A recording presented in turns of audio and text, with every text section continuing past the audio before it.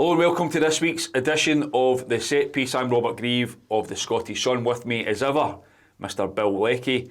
Bill, I've been away for the last couple of weeks. I've come back and it's a quiet one. We've got nothing to talk about today. I'm not quite sure where we're going to go with this. Actually, I brought the Monopoly and the Cluedo in. We'll have some board games. I was at Tynecastle last night for the drama that unfolded there. In our game, that game was finished when the news filtered through. Yes. That Celtic had got a last-minute penalty, which was converted very coolly by Iheanacho. But talk to me about this penalty, because controversial does not begin to describe it. No, and I can't talk about it, Robert, in isolation, because we have to talk about it in conjunction with what had happened to Hearts. And incredibly, almost the same spot of Fir Park on Saturday night. Now, I've said for a long time, you've said for a long time, VAR is a great idea that has been very badly implemented in this country, and those two decisions for me are the perfect examples why. On Saturday night, there is nobody within 10 yards of the Motherwell player and the Hearts player.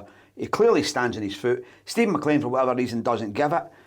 Greg Aiken, the VAR, says, come and have a look. He goes for a look. He still doesn't give it. I am still staggered as to why that's not a penalty. Last night, one last ball into the box from Celtic. Sam Nicholson's backing in towards two other defenders and Austin Trusty. He goes up. He jumps for the ball. The ball may touch his hand. I've seen photographs that show it does. I think it does touch his hand. You think it does? Okay, let's agree it does touch his hand. I've still not been convinced. It does touch his hand, let's say that. But the header takes the ball further than a goalkeeper could punch it, right? Which says to me, it's a header which then touches his hand. Now, if anybody's going to tell me that gives you clear and obvious reason to say that John Beaton, the on-field referee, has made a mistake, then I think VAR should just be put in a big box and sent back to wherever they got it from. Because for me, there's a clear and obvious one on Saturday night that just gets rubber-eared, and there's one there that you could argue about all night that John Beaton looks at for 20 seconds and says, that's a penalty. And those two decisions have completely changed the direction of this title race. Yeah. I will tell you why John Beaton took 20 seconds or less to decide whether it was a penalty or not, Bill. Because as soon as he sees that Sam Nicholson's hand is above his head, and as soon as he decides that the ball has hit his hand, it's a penalty. Do you think it's a penalty? In the eyes of the referee, no, I don't. No. I think it's a diabolical decision. Yeah. I think it's a header.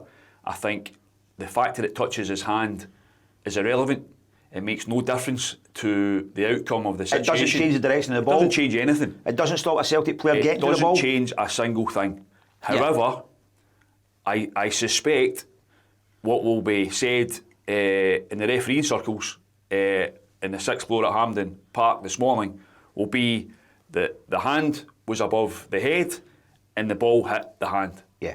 Simple as that. Now, as I say, I don't think that's right. I don't think that should be right. No. Because I think it should be taken into consideration the fact that it was pretty much a clean header. If you want to describe it, for me it was 98% header and 2% hits his hand. My argument would be... But John Beaton... Sorry, Bill. Sorry, on you go. John Beaton, I think it's almost factual for him when he goes to look at it. Yeah. It's almost factual.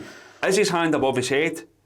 Yes, it is. Does the ball hit his hand? Yes, it does. Right. Penalty. So where on the Saturday night is the factual decision with Stephen McLean when he's called over? Does Maswanishi stand on his toe? That's a different incident because handball. Handballs are different. Yeah, I know handball's different, but at the same time, if we're talking factual and we're talking clear and obvious, there has to be some kind of consistency. Yeah, I would agree with that. In the penalty box, the records don't show whether a penalty was given for handball or standing on your toes. It's a penalty or it's not a penalty. And I think, I would say, right, see if the ball hits his hand first and then he heads it, I'd say penalty all day long. But it almost hits it at the same time as he heads it. Yeah, but what I mean is, if he goes up and he's done a stupid thing, he's put his arm up and it's hit his hand, and then he's tried to kid on it's a header, it's a different thing. Yeah. But he's headed the ball, it's going for miles.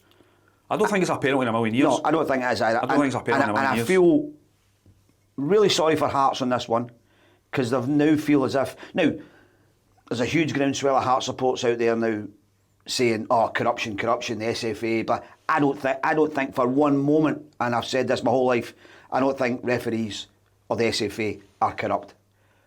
I do think my whole life, not just in Scotland, because this is a thing that goes on everywhere in life, at the big moments, the big decisions go to the big teams. Yeah, I think that's. And they'll tell you that in Germany with Bayern Munich. They'll tell you in France with PSG. I'll give you that. And I think you are more likely to see in human nature, under pressure, everything going on, poof, the decision. And I've seen it. We've had it against our team. We've seen it, and I'm sure that a lot smaller teams than ours, for instance, have said, "Oh, Partick Thistle in the Scottish Cup, exactly. should have got a penalty against them. It was never a penalty." Yeah. It happens. It's the food chain. Yeah. It's the food chain, and Hearts aren't high enough. And Derek's come out with stuff last night saying, "Oh, we've got everybody against us," and that's a great thing for him to say to his players. It's not true, but it's a great thing for him to say. But I just feel you can understand Derek McInnes, anyone associated with Hearts being they've done their job, disgusted by it. You can understand that. You can understand that anger that's there. You speak to any Celtic fan this morning, probably, and they'll tell you it's a penalty.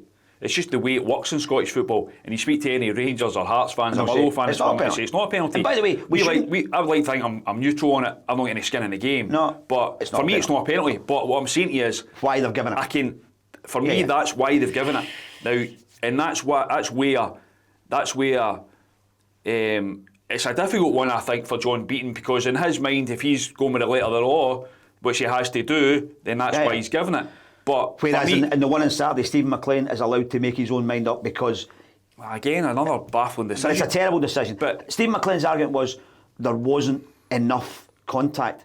But if you're running down the corridor outside here, and I stand on your toes, you're going to fall over. I'm not even actually sure he did stand on his toes in all honesty, Bill, but he tripped him. He put his foot across him and tripped him. It was a foul. It was a foul for me. A clear foul. However, having said all that, there will be currently Celtic fans watching this saying, "Wait a minute, what were the Diaz and Maeda one in the first half with the goalkeeper?" Yeah. Do you think that's a penalty? Yeah, I do. Yeah. So. Yeah, I do, and that's where accusations are corruption or people saying, "Oh, they get all the big decisions." Well, John Beaton could easily have given. If he wanted, he could have given Celtic a penalty there and didn't. And by the way, if John Beaton's watching this, he knows how many times over the years Celtic fans have been on his case. Yeah. About, we all know who he is. They all get it. Well, you and I get it all the time. You're either one thing or the other. I don't believe there's corruption for one moment. If there was corruption, we should just pull the shutters down and shut Scottish football up forever. I think there's been elements in the system of incompetence over the last few days.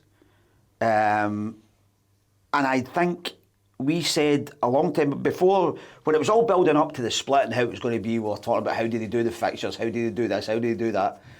We said that everybody had to be on top of their game. Yeah. Players have been fantastic after the split, Celtic and Hearts. Fans have been fantastic. The managers have been incredible. Referees and VAR have not been good enough. Yeah, I would agree with that. And I think, you're looking last night, Gary Lineker and guys who have got millions of followers are watching. So people are watching our game at the minute because of how exciting, how dramatic it is, and the kind of conclusion that we're heading towards. I wrote a match report this morning about how kind of the men in Maroon aren't the talk of the tournament. It's the whole world that's watching. Everybody wants to know last night, the whole world for me is kind of laughing a wee bit because how can you give that decision? And I do, again, I think it's a diabolical decision. I truly do. So please don't misinterpret what I'm saying here when I'm explaining why I think it's been made. Absolutely. I'm not saying, I'm not trying to justify. No, you're saying why they will justify it. I think that's how they'll justify it. What do you, when it all comes out and we do the key incident stuff and all that, and Willie has to talk about it, what do you think he'll say about Saturday night's decision? Oh, I don't know. But Berry McInnes spoke about it and said he agreed with him. But that's hearsay. We don't know that, right? Yeah, we don't know that, but I'm sure. I trust Derek. I don't suspect. I do trust Derek when he says what he says. Without thinking, but again, I think that's for me, it's a penalty. It's a clear penalty, but I think there's a subjective element in that, isn't there? Whether as the referee himself said, I don't think so. Was there enough contact? I don't think so. I don't think it's another day. I don't think that's anything subjective. I think there's I don't even think there should be. I mean, but there's been so many in the last few days. I know it was going to be hard. I know it was going to be, everything's going to be fraught. But you look at, for instance, the argument there's been over Alistair Johnston's tackle on Mikey Moore at Parkhead on Sunday. Now, I sent you a message right away saying, I think that might be a red card. Yeah. It's given us a yellow card. I've heard people say it's an absolute stick-on red card. I've heard people say, nah, he's got the ball first. That's a difficult one. Yeah, I think even the Maeda one's a difficult one because you think, well, the goalkeeper is a different player from the rest of the park. He's allowed to come for the ball. They get away with more stuff. So maybe there's subjectivity there. But there's been too many. All season there's been too many baffling decisions. I think you can argue either way with that, the Alistair Johnston one. For me, it runs the risk of being a red card, frankly. I think when I played football, you made that challenge and you left somebody... You left a wee bit on somebody. That was just exactly what happened. And that's kind of what happened. That's the kind of player he was. No, wasn't he? In this day and age, was he any kind of player? In this kind of day and age, though, for me, that runs the risk of a red card. Yeah, I've been a red card. But I suspect your referees will maybe argue that it doesn't cross the threshold of being a red card. The other one was the offside decision. And yes. I actually suspect, and speak to one or two people in and around Rangers, I think they'll be more upset with that one. About the offside? About the offside decision. Because again, there's inconsistency. Are you in front of the goalkeeper? I personally don't think he was blocking Jack Butland's As soon as the goal went in, Jack Butland put his hand up and said... But then if you look at the second goal, as soon as the ball's over Tavernier's head, he puts his hand up for offside. It's sometimes people do that in desperation. I'm sure he can have pointed to Nygren to say... again, that's something I presume they looked at. They did look at it to say whether it was interfering with play. They made the decision. So I think Rangers are probably more... angry about that one. Angry about that one. Yeah. There was some... There's clearly some... The referees are under huge pressure at the minute. Everybody is. But that was going to be my point, Bill. Everyone is. Everyone is. And the Hearts players are on their game. Celtic players, as you said, have got their game together at the right moment. And it's... For me, and you know the referees need to step up. Do you know the thing that gets me really annoyed, Robert? And this applies to... I wrote this at the weekend about the Dyson Maeda overhead kick goal, which is just a thing of absolute beauty, right? But when you compare that to, say, Stephen McLean on Saturday night in the Hearts game, Dyson Maeda has no time and he gets no second chances. Yeah, you wrote about that, didn't you? He has to take 1,000 subconscious decisions in half a second and produce something that people will remember forever. Stephen McLean and every referee now has all the time they need to get it right. You know, you and I mean, people don't care about what you and I do, but you and I sitting last night writing about these games, and it all changes in the last kick of the ball, and we have to tear things up and start again with minutes to go, and there are no excuses for getting it wrong. You know, nobody else gets excuses. Referees are constantly let off the hook for getting things wrong. Nobody gets substituted. Nobody gets a free transfer. They just come back next week. I'll be fascinated to see who gets Saturday's game. Do you think if John Beaton played on and nothing was, no penalty decision, no VAR call, do you think anyone from Celtic would have complained about it? I genuinely don't think so, because at the time, what I thought people were complaining about was that he'd caught him with the elbow. But I think as he was coming back towards Trusty, it wouldn't have been given as a deliberate elbow. It's just using his leverage. But the fans didn't. Maybe there wasn't a scream of penalty. I didn't have there weren't players around the referee shouting for it. I think if that had played on, it would have just played on and the game would have finished. Yeah. I tell you what, one thing I do think, when I was thinking about this on the way home, it's a real shame, isn't it, that we've had this season where it's been fantastic. You know, I've loved this season. From the Scotland point of view, we're going to the World Cup, great. Domestically, there's been so many stories. It's been amazing. Up and down, Rangers, managers in and out, Celtic, managers in and out, yeah. Hearts been at the top and been sensational. And we've got this kind of heading towards a final day showdown that's going to be epic. Yeah. You know, and yet between now and then, and probably after it, it's all about referees. It's all about referees. If I was Hearts and I had gone all the way and Celtic had been on my tail all this time, and it came right down to it, and Hearts lost the league because Dyson Maida scored a goal like that, you'd probably say, we're absolutely sick to our stomach, but wow, what can you do about that? But if they go away thinking, wait a minute, if we get that penalty on Saturday night and score it, we're 2 points better off. If they don't get that penalty, they're 2 points worse off. We've won the league.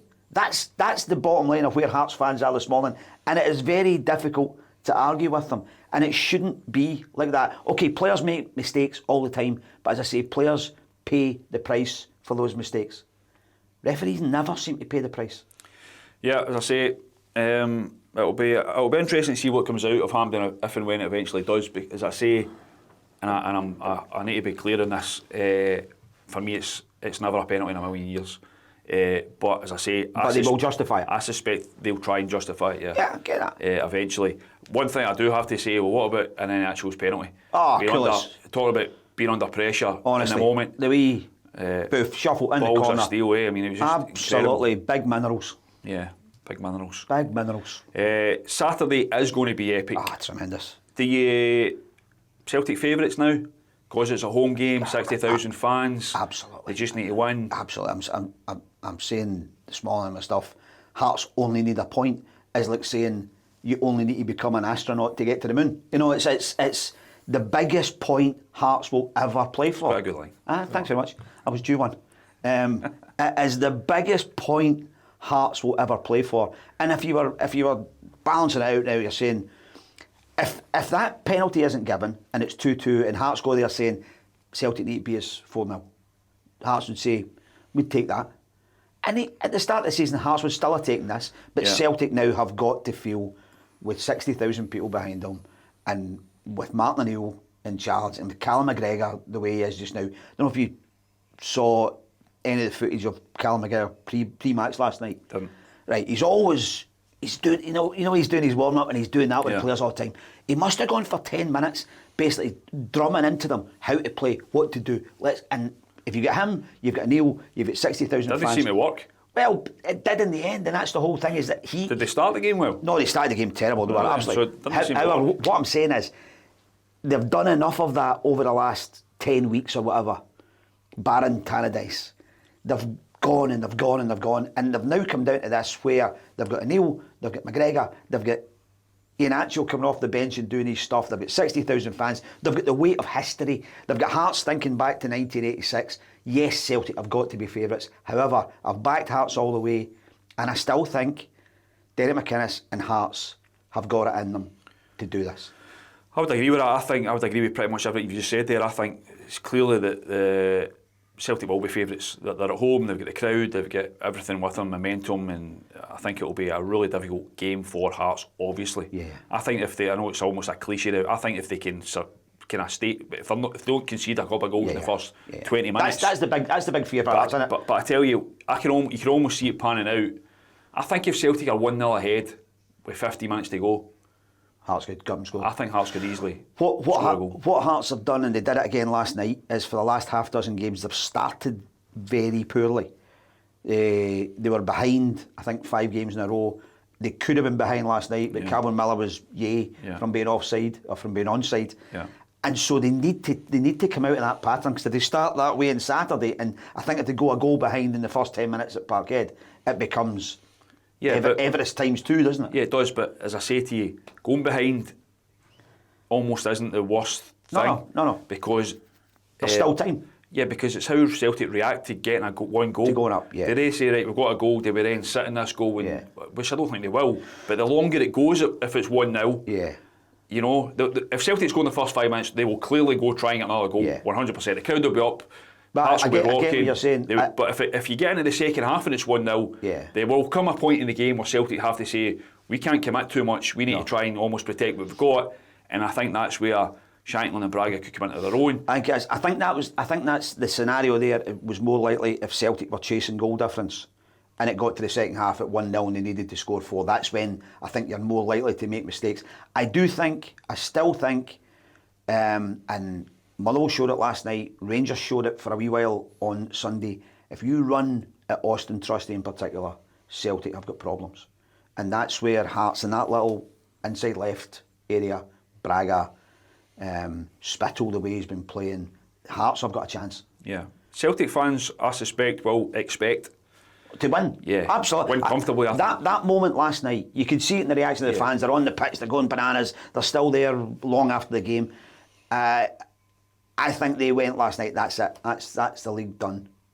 And that could be the one thing that maybe, well, Martin O'Neill won't allow that in the dressing room. Yeah. Martin O'Neill won't allow it. It's a shame there's only a few hundred Hearts fans. I was at Tynecastle last night. The Hearts support were fantastic. They've been phenomenal all season. They were really well. Actually, kind of looking around as the goals were getting in, and they were like just kind of joy in people's faces. I'm sure you saw the tears, young guys, old guys. There was. Genuinely was. And I, when they scored that third goal, and you're going, well, that's the icing for them. Is the goal difference? But they're then kind of realising, let's get the ball back and try and get another one, because the goals could have been huge. So they've done all. Listen, I bore you to tears with this, right?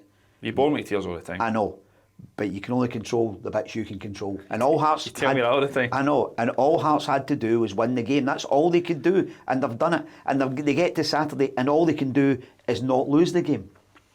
And imagine what they're going to be like. I mean, it'll be 14 out of 15 for Celtic, and there'll be a huge celebration. But they'll celebrate, and then they'll then remember how much they hate their own club, and it'll all become a big an unravelling of should we be happy or should we hate them.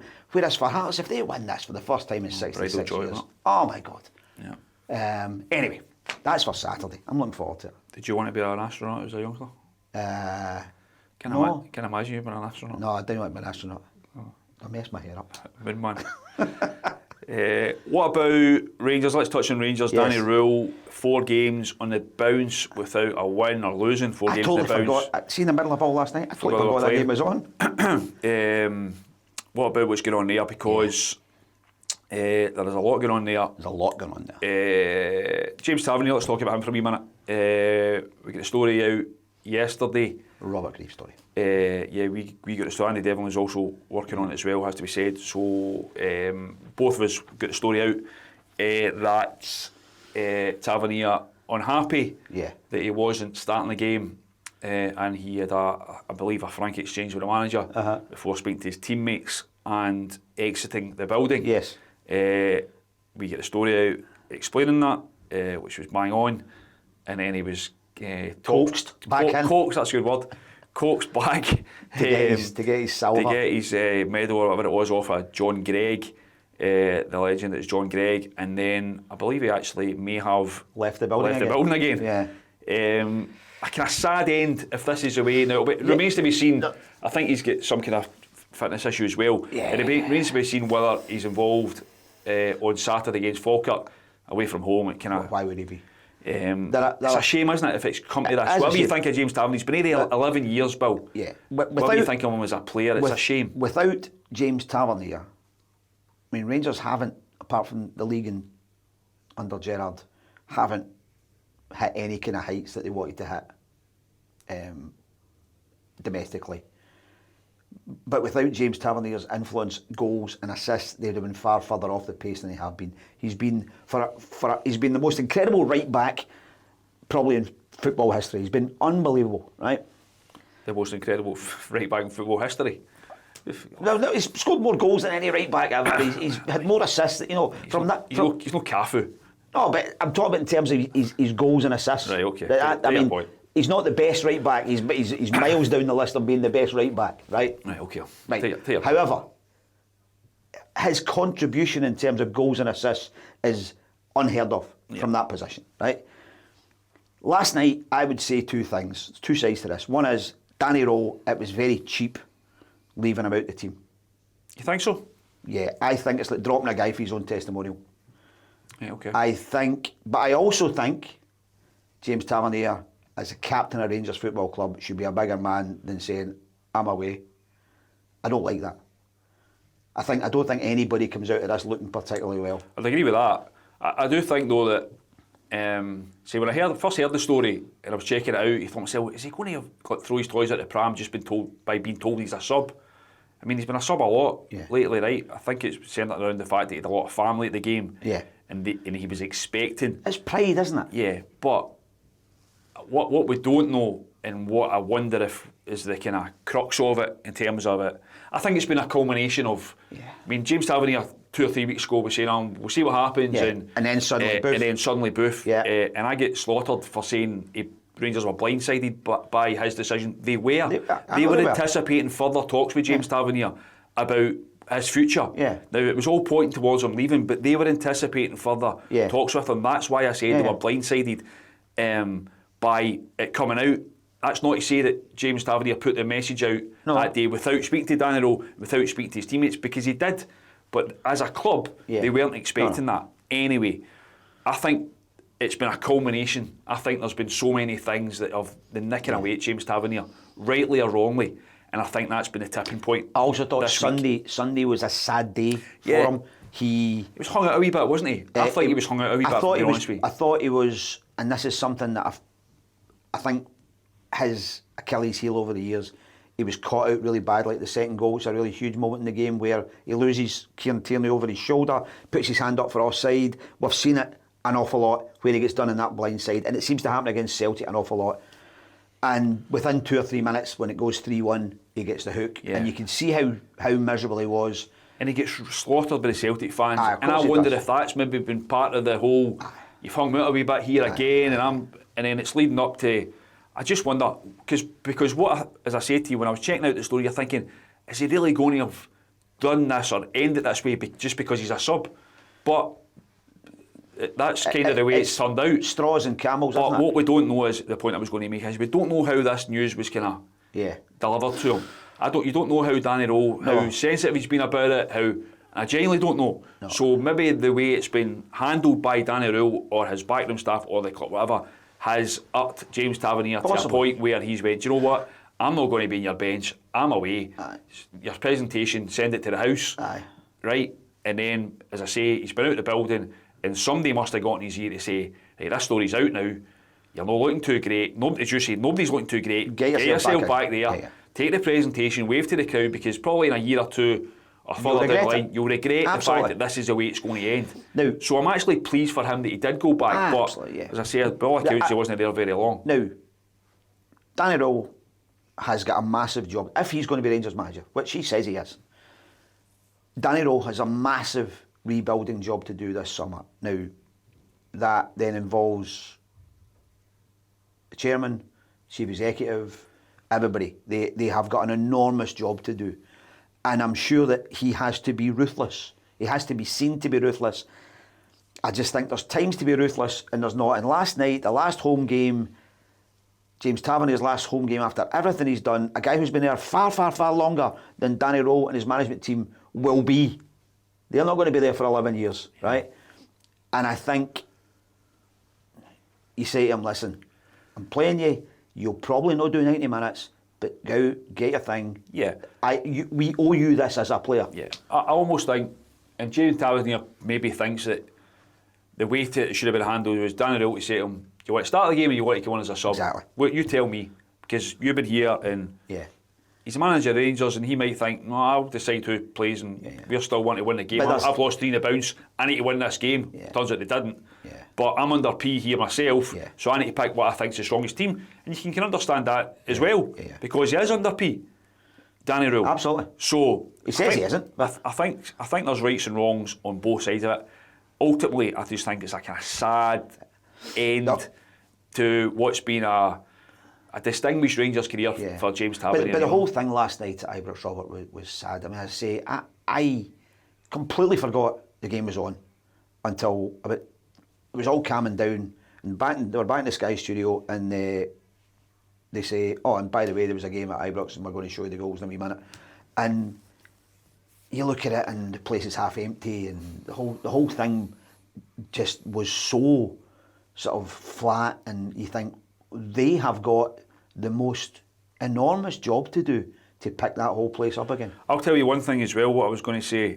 I think one of the key things that has to happen this season at Rangers is they sign a captain. Yes. I think they have to sign a leader of that team.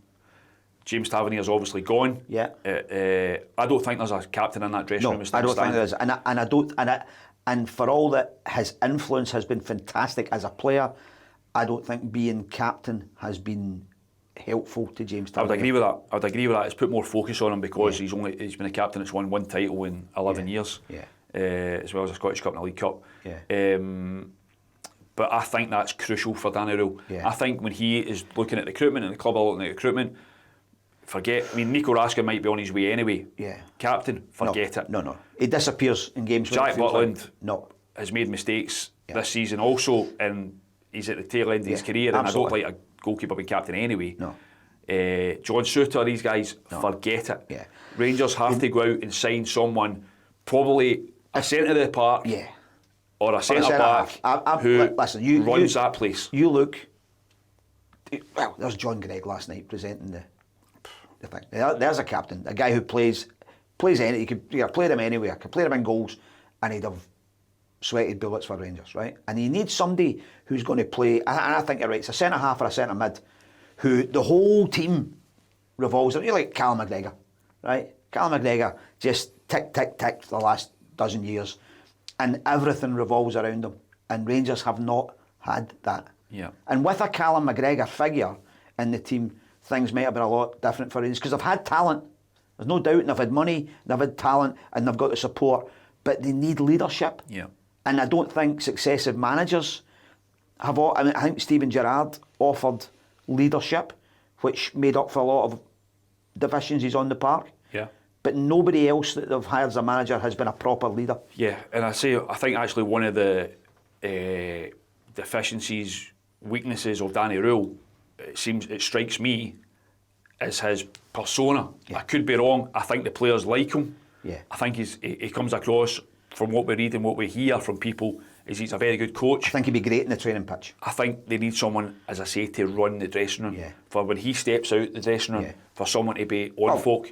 I'm not quite sure that's James Tavernier's kind of personality himself. He'll lead by example on the park, by the way he approaches the game and the free kicks he takes. And they need a Barry Ferguson type figure in there who's going to rattle some cages, So anyway, it'll be interesting to see. I think that might be something that Rangers are aware of. And that's something they're looking at. And if they're not, they should be. And they will be now. They will be now. So I've said it. What else was we going to talk about? Motherwell. What do you... Actually, we shouldn't forget that the penalty at Fir Park affected Motherwell. 100%. Because it could stop them getting to Europe. They would have been 2 points clear of Hibs going to play them on Saturday instead of being 1 point ahead. So that's massive in it. And the look on, Derek McInnes called it disgusting. Askew called it shocking. And he did genuinely look shell-shocked by the whole thing. And I think it might just have been in his head, he's saying, his first thing he said in his post-match interview was, why are we even here? And what does that tell you about what happens next to Jens Berthel Askou? What do you think? I think he goes. You have broked another story. You have broked another story that French club Toulouse are interested in. Nothing to lose. I believe there's been conversations behind the scenes. I believe that they have been made aware of the job he has been doing at Motherwell, which has been sensational. Phenomenal. Brilliant. The way he's got that team playing, they've been fantastic. I could watch Motherwell every day of the week. Honestly. See, last night, Robert, you watch teams play Celtic, for instance, and you might go ahead. Celtic come back and get in about you, and you watch Rangers on Sunday, and it's just rabbits in the headlights, and you know that there's only one way it's going. Motherwell just keep playing, and even when they were 2-1 down, they then went, come on, let's go again, and they go again, and they get the equaliser, and you're thinking they might go and snatch this, and it all goes against them in the end. But he has created a wonderful team, and he has done it by taking players who were there and making them better, which is the absolute key to being a good manager. I have to say, and obviously the Toulouse thing isn't, as far as I'm aware, a done deal yet. It's a wee bit away from that, and they're getting a wee bit of criticism for the timing of it yesterday. The story came out when the story came out. You hear these things, that's just the way of the world. Celtic need a manager. I'm surprised, or I would be surprised if they have. I think he's been considered for the Celtic job, as far as I'm led to believe. I think he'd be perfect. I think he'd be perfect for Celtic. So the way he plays football, his demeanour, he's now had a season to understand Scottish football. I can't see how, I can't think of anything that makes him not a good fit, because he can win games.